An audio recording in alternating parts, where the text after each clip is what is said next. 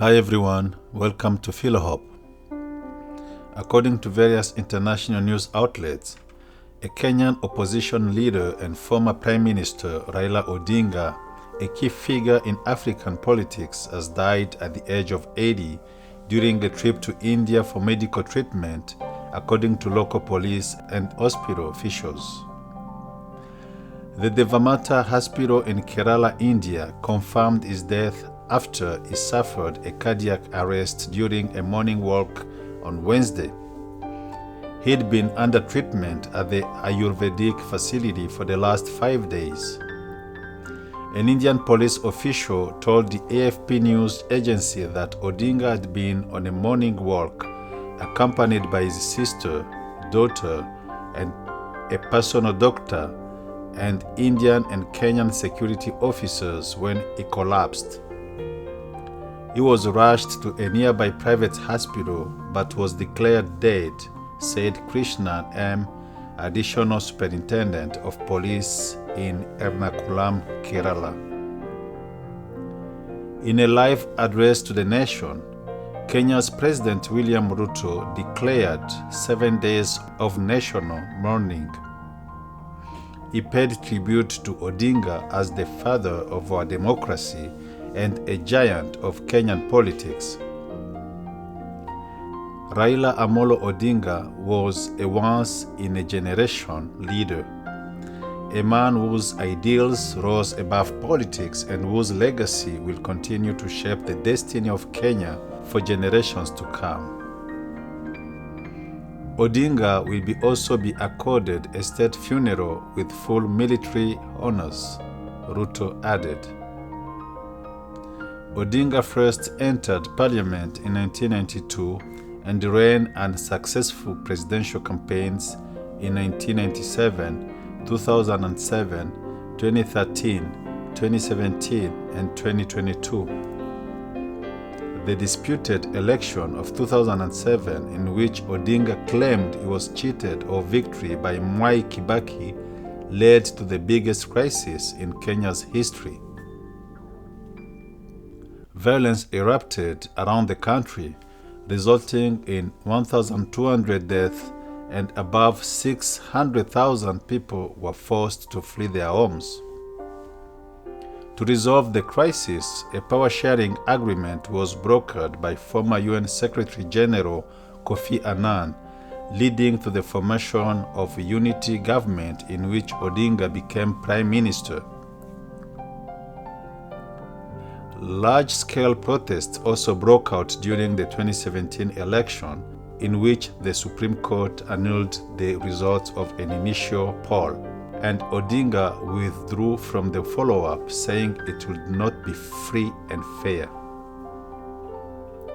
The Kenyan president had visited Odinga's family home in the capital, Nairobi, and expressed his condolences to his widow, Ida Odinga, and other family members.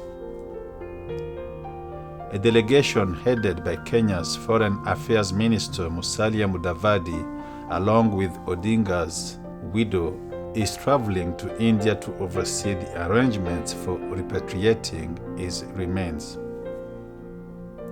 Local officials in Kochi said his body was due to be flown to Mumbai, from where it would be taken to Kenya, and was expected on Thursday morning. The state funeral will be held at the Nyayo National Stadium in Nairobi on Friday, and the following day his body will be transported to Kisumu, a city in western Kenya on the shores of Lake Victoria, his political stronghold. Members of the public will get a chance to view the body before he is buried on Sunday at his farm in Bondo, about 60 kilometers west of Kisumu. According to the family, it was Odinga's wish to be laid to rest within the shortest time possible, ideally within 72 hours. Odinga's supporters have been pouring on to the streets to mourn, especially in western Kenya and parts of Nairobi. Leaders from across the world pay tribute to Odinga. Indian Prime Minister Narendra Modi praised Odinga as a towering statesman and a cherished friend of India. African Union Commission Chair Mahmoud Ali Yusuf described him as a steadfast champion of democracy, good governance, and people-centered development. His decades-long commitment to justice, pluralism, and democratic reform left an indelible mark not only on Kenya but across the African continent. Odinga had inspired generations of leaders, including himself, he added.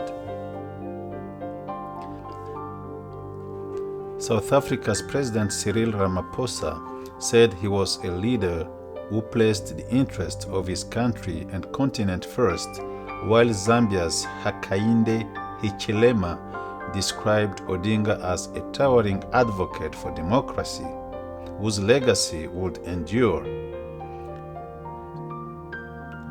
Nigeria's President Bola Tinubu said he embodied the spirit of Pan-Africanism.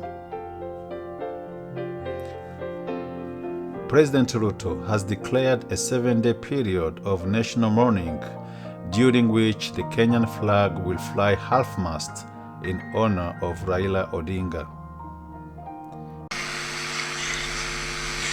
Fellow citizens, it is with deep sorrow that I inform the nation of the passing on of the Right Honorable Raila Amolo Odinga, our former Prime Minister, Kenya's foremost statesman, and one of Africa's greatest sons. Kenya, Africa and the world mourn the passing on of a giant of democracy, a fearless freedom fighter, and a tireless warrior of good governance. Raila Amolo Odinga's name will forever be etched in the story of our republic, a story of struggle, sacrifice, courage, rule of law, hope, and of our pursuit for excellence. For decades, Raila dedicated his life to the pursuit of justice, equity, and freedom. He endured detention and persecution so that this nation might know and enjoy democracy. He championed reforms that gave birth to the rights and freedoms we hold dear today. His voice spoke for the oppressed. His conviction inspired generations, and his vision shaped the course of our history. Raila Amolo Odinga is truly a once-in-a-generation leader, a man whose ideals transcended politics and whose legacy will shape the destiny of Kenya for generations to come. A giant who towered for decades over our democratic landscape. He was a colossus of Kenya's modern politics, an indomitable warrior in our struggle for freedom and prosperity, and a statesman of boundless selflessness. In his passing, we have lost a patriot of uncommon courage, a Pan-Africanist, a unifier who sought peace and unity above power and self-gain, an unceasing servant of the people who gave his all to the promise of a better Kenya. On behalf of a grateful nation, I extend my deepest condolences to Mama Ida, his children, Rosemary, Raila Jr., and Winnie, the entire Odinga family, led by my brother, Oburu Oginga. To the leadership and members of Orange Democratic Movement, and to all Kenyans who share in this immense and immeasurable loss. In honor of the Right Honorable Raila Amolo Odinga's extraordinary contribution to our nation, I have declared a 7-day period of national mourning, during which the national flag shall fly at half-mast across the Republic of Kenya and in all our missions abroad. As a mark of respect, I have postponed all my public engagements for the coming days, and I ask all other public servants and leaders to do the same so that we can join the nation in this period of mourning and deep reflection. Our former Prime Minister, Raila Odinga, shall be accorded a state funeral with all attendant honors. In consultation with the family, a committee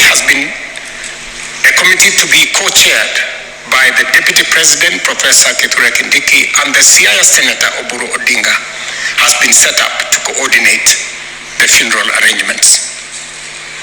At the same time, the Government of India, at the request of the Government of Kenya, has offered to facilitate the repatriation of the remains of our former Prime Minister.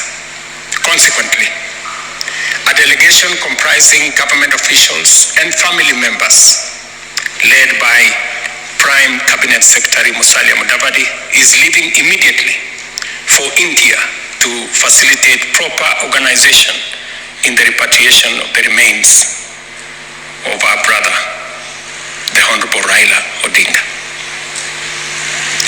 Other members of the delegation are Cabinet Secretaries Kipchumba Murkomen, Hassan Joho, and other ministers, National Assembly Majority Leader Kimani Ichung'wah, Minority Leader Junet Mohammed, and other members of the Odinga family, Jaoko Oburu Odinga, Kevin Obio Oginga, and others,